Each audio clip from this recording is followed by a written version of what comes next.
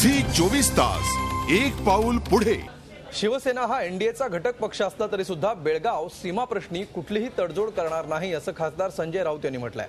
राष्ट्रपतीपद निवडणुकीचा मुद्दा पकडत भाजपनं शिवसेनेला टोला लगावला होता, त्यावर राऊत यांनी प्रतिक्रिया दिली आहे। या अगोदर अफजल गुरुला फाशी देताना राष्ट्रपती प्रतिभाताई पाटील यांना शिवसेनेने मदत केली, पण अफजल गुरुला फाशी देण्याची जी मागणी भारतीय जनता पार्टी आणि शिवसेनेची होती ती काही पूर्णत्वास गेली नाही।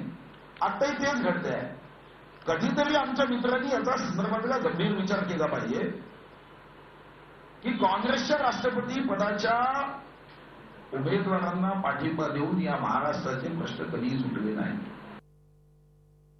आम्ही ते असं मानतो की एनडीएचा घटक पक्ष जर आम्ही असलो तर सीमा प्रश्नाच्या बाबतीमध्ये, मराठी माणसाच्या बाबतीमध्ये शिवसेना कोणतीही तडजोड आणि सौदेबाजी मान्य करणार नाही। आमची भूमिका स्पष्ट आहे। रक्त सांडू, बलिदान देऊ, पण सीमा बांधवांचं आम्ही रक्षण करू। जर भारतीय जनता पक्ष असं म्हणत असेल की पाठिंबा दिला, काय झालं? पाठिंब्याची किंमत शिवसेनेने कधी वसूल नाही केली। हा पाठिंबा आम्ही एनडीएच्या काळात सुद्धा अनेकांना दिलेला आहे, विसरता येणार नाही।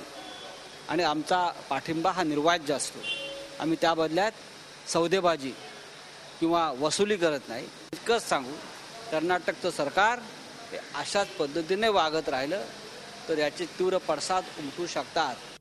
झी 24 तास एक पाऊल पुढे।